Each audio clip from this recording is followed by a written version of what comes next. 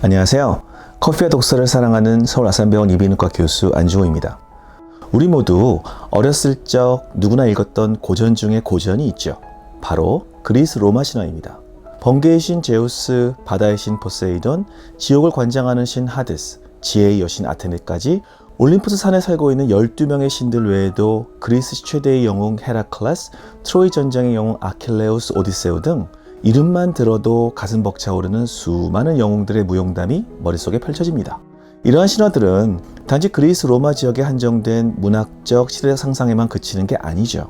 유발 하라리는 사피엔스에서 12,000년 전 농업이 시작되고 잉여 농산물의 독점을 통한 지배계급이 등장하면서 지배계급이 대규모의 협력을 끌어내고 피지배계급에 대한 지배력을 더욱 확실히 하기 위해서 상상 속의 허구로 신화를 만들어냈다고 합니다.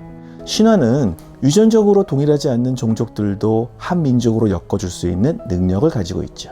그래서 그리스 로마의 신화가 유럽인들 사상의 바탕이 될 수밖에 없는 것이라고 생각합니다. 마치 우리나라 사람들의 근본 사상에는 당근 신화에서 100일 동안 마늘과 쑥으로만 버티며 마침내 사람이 되었다는 웅녀와 같이 은근과 끈기가 기본 정서에 깔려있다는 점과 비슷하다고 할까요? 이번에 리뷰할 책은 서울대학교 인문학연구원 교수이신 김헌님의 천년의 수업이라는 책입니다. 저자는 방송이나 저술 등을 통하여 대중의 서양의 고전과 철학을 알리는 데 노력하는 분이십니다. 이 책의 부제는 나와 세상의 경계를 허무는 9가지 질문입니다. 저자는 먼저 바른 질문이란 무엇인가에 대해서 이야기하고 있습니다. 잠깐 주제에서 벗어난 이야기지만 우리나라 학생들, 어른들은 질문 잘 안 하죠. 의사들이 참석하는 학회나 심포지움에 가서도 질문은 주로 연장자나 교수들이 주로 하고 정작 배우는 전공의 선생님들은 침묵을 지키는 경우가 많습니다. 저도 전공의 시절을 경험해 보았으니까 잘 알지만 질문하는 데 주저하는 이유는 혹시 내가 강의에 집중을 안 해서 놓친 내용을 남들은 다 아는데 괜히 물어보는 것 아닐까? 또는 이런 것도 모르고 그동안 뭘 공부했나? 란 비웃음을 사지는 않을까? 란 두려움도 이유들 중 하나라고 생각합니다.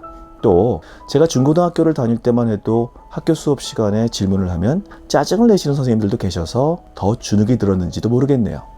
저자가 말하는 좋은 질문은 크게 3가지 목적으로 이루어져야 한다고 합니다. 먼저 육하원칙, 증거, 자료, 논리적 여부를 놓고 사실을 확인하기 위해서 하고, 두 번째로 어떤 의도를 가진 상황인지 맥락을 파악하기 위해서 하고, 그리고 세 번째로 주어진 정보가 나에게 어떤 의미를 가지고 있는 것인지 알기 위해서 질문을 해야 한다고 합니다. 이렇게 3가지의 목적을 가지고 질문을 하면 어느 정도 바르게 질문을 하는 것이라고 합니다. 또한 어떤 사안에 대해서 결정을 해야 할 때 우리는 자신에게 질문하게 되죠. 이때 고려할 요소로는 첫째, 실용적, 경제적 판단을 통해 나에게 이익이나 손해가 되는지 여부를 고려해야 하고, 둘째, 지금 내리려는 결정이 윤리, 도덕적으로 옳은지 여부를, 그리고 셋째, 이 결정의 미학적 바탕에서 멋진 것인지 추한 것인지 고려하고 결정해야 한다고 합니다. 사실 실용적 관점과 도덕적 관점에서 결정을 내리는 것은 중요하겠죠. 당장 시험을 볼 때 옆 친구 답안을 커닝하는 것이 실용적 관점에서는 점수를 잘 받기 위해서 행할 수도 있지만 도덕적 관점에서는 그러면 안 되는 것 같지 말입니다. 실용적 관점에서도 안 될까요? 그런데 판단 기준의 아름다움과 추한가를 논하는 것은 어찌 보면 좀 뜬금없어 보이죠. 영화 베테랑에서 재벌의 청탁을 받은 듯한 형사가 인명사고를 그냥 단순 사고로 덮고 넘어가려 할 때 황정민이 연기한 서도철 형사는 우리가 돈이 없지 가오가 없냐란 멋진 대사를 남기죠.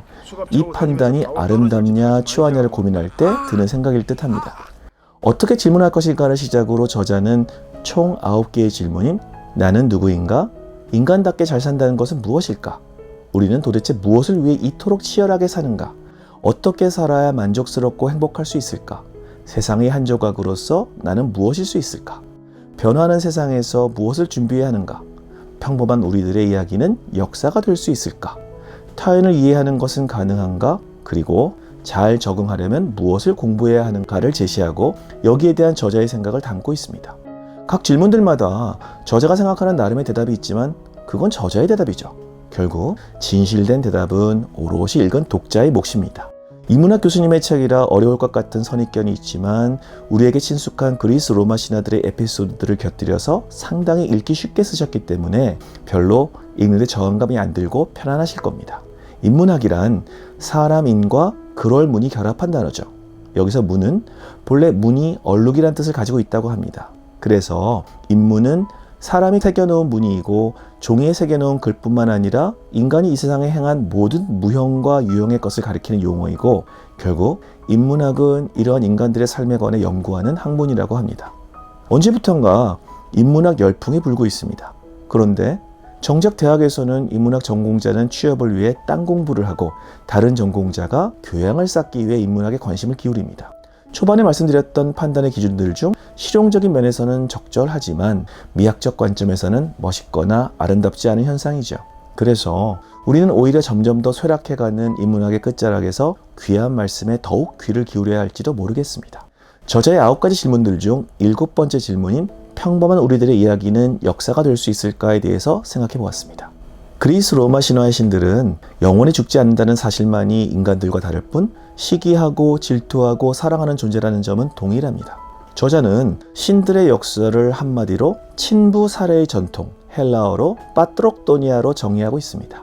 하늘의 신 우라노스는 대지의 신 가이아와의 사이에서 낳은 자식들을 두려워하여 땅속 깊숙이 묻어버렸습니다. 그러나 자식들 중 크로노스가 아버지를 물리치고 세상의 중심이 되었는데 역시 자식들을 두려워하여 낳는 족족 뱃속으로 삼켜버립니다.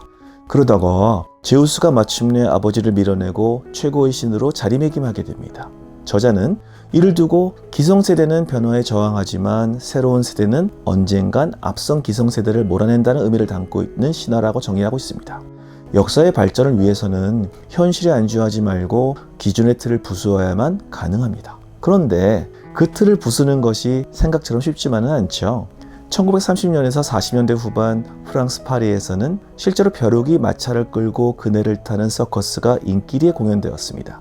루이스라는 사람이 처음 시작했는데 벼룩은 사람으로 치면 63빌딩 정도까지 뛰어오를 정도로 엄청난 점프를 할 수 있죠. 그런 벼룩을 도망 못 가게 길들이는 방법은 의외로 간단했습니다. 유리병에 가둬놓고 며칠 동안 내버려두면 점프를 할 때마다 유리병 벽에 부딪히기를 반복해서 결국 유리병 높이 내로만 뛰게 되고 유리병을 제거해도 더 이상 높이 뛸 의지를 상실한다고 합니다. 스스로 만든 자기 한계이죠. 우리는 이렇게 스스로 나의 한계를 정해놓고 더 이상 앞으로 나가지 않는지도 모르겠습니다. 저부터도 반성해야 합니다. 그래서 우리는 더 이상 평범하지 않고 세상을 변하게 만들 힘을 가지고 있다고 믿어야 합니다. 북립을 하다 보니 이야기가 좀 길어졌습니다. 어릴 적부터 그리스 로마 신화를 좋아하셨던 분들은 재미있게 읽을 수 있을 것이고 쉬운 책이지만 읽고 나면 여운이 남는 좋은 책입니다. 이 책에 대한 저의 평가는요. 커피 4잔 드리겠습니다. 감사합니다. 건강하고 즐거운 하루 되세요.